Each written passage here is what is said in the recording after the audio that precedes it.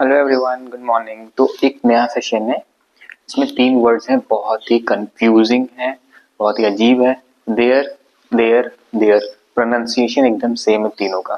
तो तीनों वर्ड्स को अगर हम लोग डिफरेंस करके देखना चाहेंगे तो सेंटेंस में ही फ्रेम कर पाएंगे, तभी देख पाएंगे। क्योंकि अगर बोलेंगे देयर, देयर, देयर, तीनों सेम एग्जैक्ट प्रोनाउंसिएशन पे और तीनों बिल्कुल अलग वर्ड्स हैं। तो ये मैंने डिस्क्रिप्शन लिखा हुआ है, छोटा छोटा है। देयर जो वर्ड है वो एक्चुअली में ये ERE वाला जो देयर है, ये एक्चुअली में बताता है कोई जगह के बारे में कि हम वहां गए थे।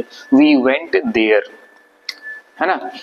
और देयर सेम प्रोनाउंसिएशन है बट डिफरेंट है। ये दो वर्ड से मिलके बना है, दे और आर से। इनका कॉन्ट्रैक्शन ऑफ दे आर का ये है देयर। इस तरह लिखते हैं हम। कॉन्ट्रैक्शन वर्ड हम जानते ही हैं, ऑफिशियली फॉर्मली इसको हम इस तरह से लिखते हैं।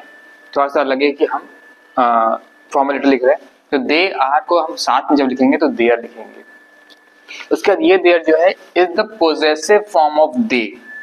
दे का पोजेसिव फॉर्म है, मतलब उनका। ढेर सारे लोगों का एक साथ हम उनके बारे में कुछ कह रहे हैं, उनके पोजेशन बारे में, तो वहां पर देयर लगाएंगे। अभी सेंटेंस में ही एकदम क्लियर हो जाएगा।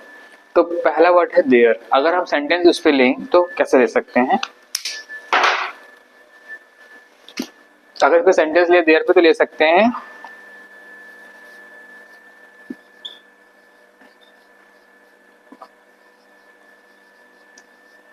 वी वेंट देयर, हम वहां पर गए थे।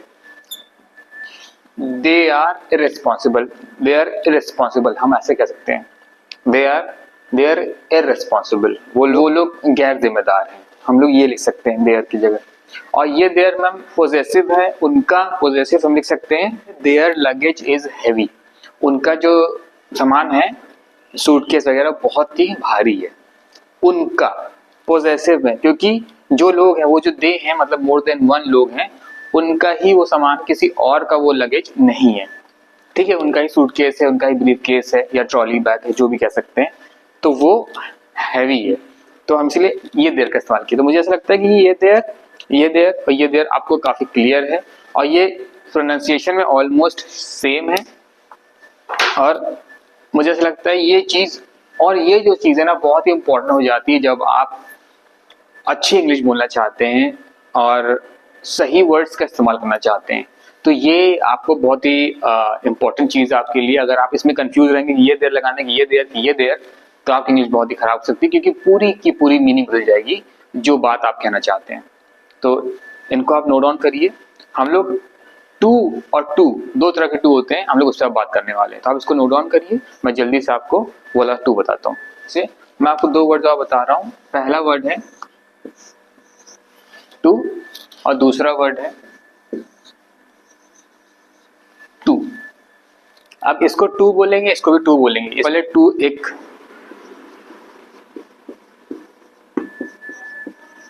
प्रेपोजिशन है, आपको पता है।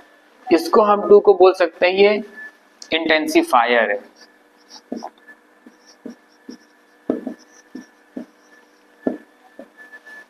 इसको हम बोल सकते हैं ये एक इंटेंसिफायर है, इंटेंस करता है, ये और गहरी बात बता रहा होता है। मतलब किसी बात में हम जब इसको आगे टू लगा देते हैं तो मतलब वो हम और ज्यादा उसमें उसको बारे में बताना चाहते हैं टू लगाने के बाद।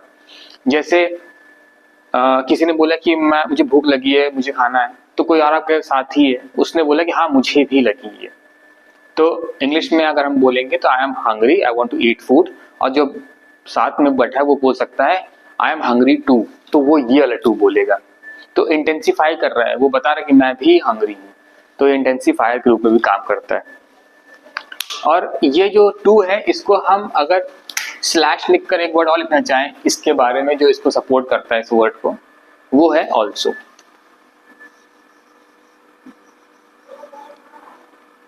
वो है ऑल्सो, और भी, ऑल्सो, टू और ऑल्सो। तो ये ऑलमोस्ट सेम है, बट टू का इस्तेमाल क्यों करते हैं, क्यों आपके रीडिंग मान लीजिए आ जाता है एक वर्ड, तो क्या है उसका महत्व, आज आपको पता चल गया है कि ये है इसका महत्व। सेंटेंस ले सकते हैं। प्रेपोजिशन टू का इस्तेमाल करते हैं जब हम सेंटेंस में अगर किसी वर्ब का एक्सप्लेनेशन हो रहा हो, तब हम टू का इस्तेमाल करते हैं। और टू बहुत जगह भी इस्तेमाल होता है, जरूरी नहीं कि सिर्फ वही जगह इस्तेमाल हो, बहुत जगह इस्तेमाल होता है। nobody will come to fill the gap, कोई नहीं आएगा गैप को भरने के लिए। तो ये चीज को बताने के लिए हमने preposition to का इस्तेमाल किया है, nobody will come to fill the gap। अब यहाँ to की जगह कोई और ले नहीं सकता, to एक प्रपोजिशन है, वो बता रहा है कि गैप को भरने के लिए, मतलब है कोई नहीं आएगा इस जगह को भरने के लिए। तो ये सेंटेंस है और टू का हमने इस्तेमाल किया है। और टू वैरायटी ऑफ जगह यूज होता है, डायरेक्शन बताने के लिए, कोई गोल है उसको बताने के लिए, या इनफाइनाइट वर्ब्स कोई बताता है, जैसे टू कम, टू फिल, है ना, ये होता है टू। आप ये भी बोल सकते हैं nobody will come to save me, इस तरह के वर्ड सेंटेंस आप सुने होंगे, ठीक है। ये टू इंटेंसिफायर है और ये टू जो है एक्चुअली में हम इसको ऑल्सो भी के रूप में भी ले सकते हैं और सेंटेंस के रूप में लिख सकते हैं इसको।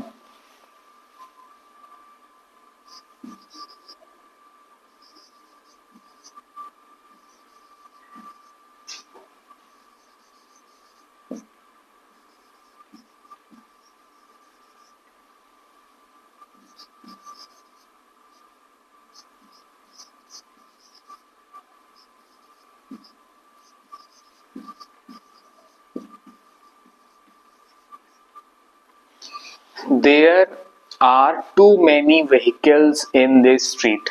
There are too many vehicles in the street. गली में बहुत सारी गाड़ियां हैं। तो यहाँ पर टू का इस्तेमाल हुआ है, too many, मतलब इंटेंसिफाई कर रहे हैं कि ज्यादा है मगर बहुत ज्यादा गाड़ियां हैं, तो हम वहां पर टू का इस्तेमाल करते हैं। तो मुझे लगता है कि ये दोनों पार्ट आपको क्लियर होगा और किस तरीके से हम इस दोनों टू को जो सेम प्रोनाउंसिएशन है हम उसको कैसे इस्तेमाल कर सकते हैं मीनिंग बताने के लिए। क्योंकि हमारे मन में जो बातें होती है ना, हम चाहते हैं लोग वैसे ही सुने, तो हमको वही एग्जैक्ट वर्ड्स का इस्तेमाल करना होगा ताकि लोग उसी बात को समझे जो हमारा मन, जो हम कहना चाहते हैं। तो ये दोनों वर्ड्स हैं, आप इनको नोट डाउन करिए और इनसे पहले जो वर्ड्स थे उनको भी नोट डाउन किया होगा आपने, मुझे लगता है, और आप उसको प्रैक्टिस करिए। आपकी इंग्लिश इतनी अच्छी हो जाएगी, आप इमेजिन नहीं कर सकते हो कि आप अभी जो सोचते हैं, आप मान लीजिए आपको इंग्लिश नहीं आती है बिल्कुल, या थोड़ी आती है या काफी आती है, मगर जब आप किसी के सामने आते हो तो आपको बोलने में हिचकिचाहट होती है, पता होगा, क्योंकि सही चीज जब आप कोई बोलते हैं ना, आपको कॉन्फिडेंस और बढ़ता है उससे। आपके सामने कोई बहुत ही अच्छा टीचर हो, मान लीजिए किसी बहुत ही अच्छे स्कूल का, और उसने कहीं कुछ बात बोली और वो बात ग्रामेटिकली सही नहीं है और आपको वो चीज पता है, तो आप उसको करेक्ट करेंगे तो आपका कॉन्फिडेंस और बढ़ जाएगा। तो इसी तरीके से हम सीखते हैं लाइफ में। तो और इसको बहुत सारा ढेर सारा इसकी प्रैक्टिस करिए।